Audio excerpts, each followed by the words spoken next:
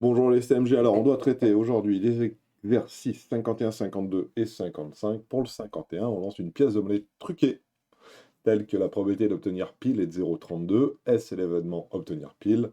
On note P la variable aléatoire comptant le nombre de piles obtenues, donc l'aléatoire s'appelle P, et on répète deux fois l'expérience écrite ci-dessous, quels sont les paramètres de la loi binomiale associée. Donc ici, ça pose pas de problème. La variable aléatoire P, elle suit la loi binomiale pour deux raisons. Première raison, on répète une expérience aléatoire qui a deux issues, succès ou échec. Ici, le succès, c'est obtenir pile, et obtenir pile, ça a une probabilité de 0,32. On répète deux fois cette expérience, cette épreuve de Bernoulli, et répéter deux fois cette expérience de Bernoulli, ça veut dire qu'elle suit la loi binomiale de 0,32. Voilà.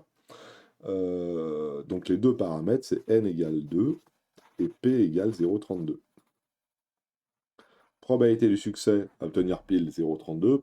Combien de fois on le répète? Deux fois, représenté par un arbre pondéré. Donc on va faire ds et ds bar, ds et ds bar, ds et ds bar. Allez, on va faire des petites couleurs. Le succès en vert et l'échec en rose. Voilà. À chaque fois, sur chacune des barrettes, on doit mettre la probabilité du succès, 0,32, 0,32, ici 0,32. Et pour l'échec, eh ben, il faut faire le calcul, mais 1 moins 0,32, ça fait 0,68. Voilà. Est-ce que je peux pas avoir un peu mieux au point de vue couleur? Voilà, hop, 0,68. Et ici 0,68. Et ici 0,68 aussi. Voilà notre arbre pondéré avec nos deux répétitions ici. Représenter, c'est fait. Reprendre l'équation 1A et 1B si on répète l'expérience initiale trois fois au lieu de deux. Donc pour la 2A, c'est exactement la même chose. P suit la loi binomiale, mais cette fois-ci pas 2, 0,32, mais plutôt 3, 0,32. La loi binomiale 3, 0,32. On répète trois fois une expérience aléatoire. La répétition de ces trois expériences aléatoires sont indépendantes. La pièce est truquée, mais le lancer numéro 2 n'influe pas sur le lancer numéro 1, et le lancer numéro 3 n'influe pas sur le 2 ni sur le 1. Et la probabilité d'obtenir un succès, c'est-à-dire d'obtenir une pile, c'est 0,032, donc on a ça. Et qu'est-ce qui change par rapport à l'arbre qui a juste au-dessus? Et bien juste là, on a donc des SS bar, donc je ne vais pas le refaire, SS bar, SS bar, SS bar, SS bar, on lance trois fois, donc ça rajoute un étage, entre guillemets, à notre arbre. Et de la même manière, chaque fois qu'on va vers le haut, on aura donc un succès. Je le mets rapidement. Voilà. Et chaque fois qu'on ira vers le bas, ah, je me suis trompé. Un succès, c'est pas en rose, mais c'est en vert. Vert, vert, vert. Et chaque fois qu'on va vers le bas, on a un échec. Donc, rose. Voilà. Pour le 51 qui va vraiment assez vite. C'est juste pour se souvenir si on peut représenter une situation par un arc pondéré. Le 52, une urne contient deux boules noires et trois boules blanches. Voilà. Et donc, dans ce cas-là, voilà, 52, on a deux boules noires, une boule noire, et trois boules blanches. Une, deux et trois. Bon, très bien. On tire au hasard une boule dans l'urne, on note sa couleur et on la remet dans l'urne. C'est ce qui fait que notre tirage est indépendant, c'est que dans notre petite urne, ici, on va faire un tirage, mais après on va remettre la, la boule à l'intérieur de l'urne. Comme ça, le deuxième tirage, on aura la même probabilité d'avoir un noir ou une blanche. On note le succès, l'événement, obtenir une boule noire, et n, c'est la variable aléatoire qui compte le nombre de succès au cours de cette expérience. Déterminer la probabilité de l'événement S. Donc, j'ai en tout 1, 2, 3, 4, 5 baboules. 5 boboules à l'intérieur de l'urne. Et j'en ai combien qui sont noirs? Bah, 2. Donc la probabilité d'obtenir un succès, P de S, c'est 2 sur 5. On répète trois fois l'expérience. Quelle est la loi suivie par n? Bah, c'est la loi binomiale.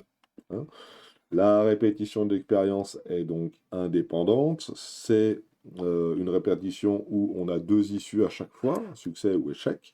Donc n suit bien la loi binomiale, où on répète 3 fois l'expérience, et dont la probabilité de succès est donc 2/5. Et on veut représenter cette situation par un ordre pondéré. Merci messieurs, dames, de me faire dessiner des gros arbres, hein. Donc là, on a n égale 3 et p égale 2/5. Donc la probabilité, elle vaut de succès, c'est 2/5. N égale 3, et on va le faire. Alors attention, regardez bien comment je vais faire. Je vais partir de la fin, entre guillemets, parce que pour moi, ça sera un tout petit peu plus pratique. Donc succès, succès barre, succès, succès barre, succès, succès barre, succès, succès barre. Alors succès, échec, succès, échec, succès, échec, succès, échec. Donc c'est parti. Pour ici, je vais venir de succès. Ici, je vais venir de succès barre, échec, succès, échec. Et ici, je vais avoir donc succès, succès barre. Et c'est parti. Le succès en vert. Le succès en vert. Donc il y en a un là, et un là, et un là, et l'échec en orange.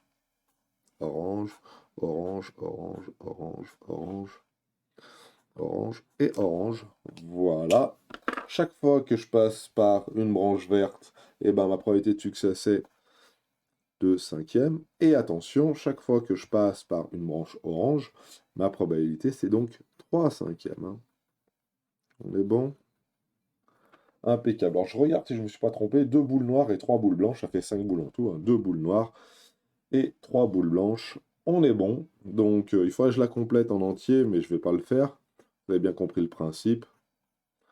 Pourquoi? Bah parce que, un, j'ai pas assez de place, et deux, avec les couleurs, ça se voit bien, hein. Une orange, hop, 3/5. Représenter cette situation par un arbre pondéré, ça y est, c'est fait. Et il y a d'autres questions? Je ne pense pas. Donc si je voulais P de x égale 3, il n'y a qu'une seule branche qui mène jusqu'à P de x égale 3, c'est celle-là, celle-là, celle-là. Si je veux P de x égale 0, c'est celle-ci. Là, il n'y a qu'une seule branche qui mène jusqu'à P de x égale 0. Si je veux P de x égale 2, bah, il faut que je compte le nombre de branches qui mènent jusqu'à P de x égale 2. Spoiler alerte, il y en a 3. Et combien il y a de branches qui mènent jusqu'à un succès? Spoiler alert. Il y en a qu'une. Il y en a 3 aussi pour un seul succès, hein. Là, 2 succès, là, 2 succès, là, 2 succès, et puis tout le reste, hein, c'est un succès. Et on est bon, je vous laisserai compléter si vous le voulez, les valeurs de n. Alors c'est n, hein. J'ai mis des x, mais c'est n, là. Là, c'est n. Voilà. On est bon. Ce qu'il y avait à bien mettre, c'était celle-ci, hein. Donc n suit la loi binomiale, 3, 2/5. Vous avez vu comment c'est facile à noter. On n'a pas besoin d'écrire de grandes phrases. Et le dernier, qui est donc le 55, qui se situe tout en haut de la page. Un organisme de sondage passe 100 coups de téléphone, et on appelle, on appelle une campagne cette série de 100 coups de téléphone. À chaque coup de téléphone, la probabilité que le sondage soit réussi, ça veut dire terminé jusqu'au bout, c'est 0,43. Voilà. Et donc, c'est parti. Alors, j'espère qu'ils ne vont pas nous le faire représenter par un arbre, parce que si on doit faire 100 branches, ça va faire beaucoup, beaucoup, beaucoup de choses derrière. On appelle x la variable aléatoire qui, à chaque campagne, associe le nombre de sondages réussis. La loi suivie par x est-elle une loi binomiale? Si oui, donnez ses paramètres. Donc, on va tout de suite dire que oui. Et qu'elle suit quoi comme paramètre? J'en veux, hein, pour pouvoir mettre ma parenthèse comme ça. Loi binomiale. Eh ben, on réalise 100 coups de fil. Ça veut dire qu'on répète 100 fois une expérience de Bernoulli qui mène à un succès ou un échec à chaque fois. Donc, on répète 100 fois une loi de Bernoulli dont la probabilité est de 0,43. Alors, il faut bien repréciser, 100 répétitions d'une épreuve de Bernoulli, Donc, épreuve de Bernoulli, ça veut tout simplement dire que on a deux issues possibles, succès ou échec, avec P de S égale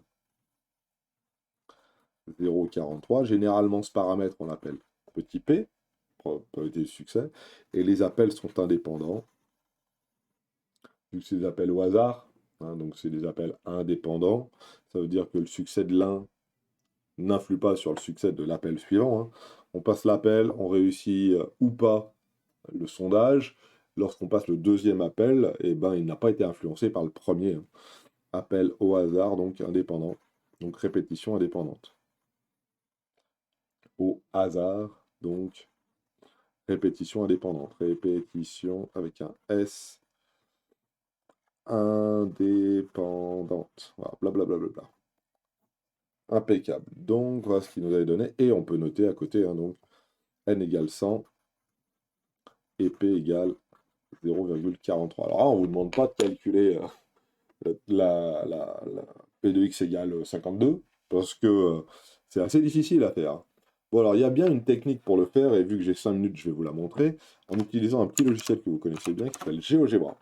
Et GeoGebra va nous donner les probabilités à chaque fois de la loi binomiale. Alors pour ça, il faut passer déjà en plein écran pour qu'on le voie clair, voilà. Et ici, dans la fenêtre de saisie, il suffit de noter binôme, je crois, loi.binomial, loi.binomial, s'il te plaît, aide-moi. Faut que je l'écrive en gros. Ah, attends, je fais pause et j'essaye. Il fallait bien écrire binomial, hein. Donc ici, binomial. Il m'a joué un tour de Trafalgar. Et là, vous voyez, il propose directement nombre d'essais et probabilité du succès. Nombre d'essais. Excusez-moi. Nombre d'essais, c'est 100. Et probabilité de succès, c'est 0,43. Et je valide. Et je devrais voir ici ma petite loi binomiale. Alors là, on voit pas grand-chose parce que c'est pas beaucoup zoomé. Donc on va jeter un petit coup d'œil là. Alors déjà, en X, on va avoir les essais. Donc de 0 à 100. Les valeurs prises par X de 0 à 100. Hein, donc là, c'est 9 réussis, et, ou 14 succès, P de X égale 14, c'est-à-dire 14 succès sur 100. On va la diminuer un tout petit peu pour la A. On la voit un petit peu se lever là.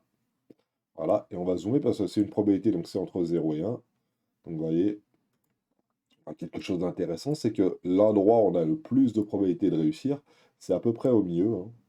La probabilité d'avoir, la probabilité la plus grande, c'est la probabilité d'avoir environ là 40, je sais pas combien, 43 succès. Hein. Donc voilà, et puis très très vite, la probabilité d'avoir 86 succès, c'est quasiment nul. Hein. Si vous voyez, 86 succès, c'est quasiment nul. Alors, on peut aller voir près de 100 hein, aussi. Hein. Voilà, près de 100 ici, on va avoir quasiment comment ça s'appelle, une probabilité de 0, hein, parce que réussir les 100 sondages, ça serait quand même assez fou. On va en réaliser en moyenne là par là, 43 environ. Hein. Et puis ça, c'est l'espérance mathématique, environ 43, c'est 100 fois 0,43.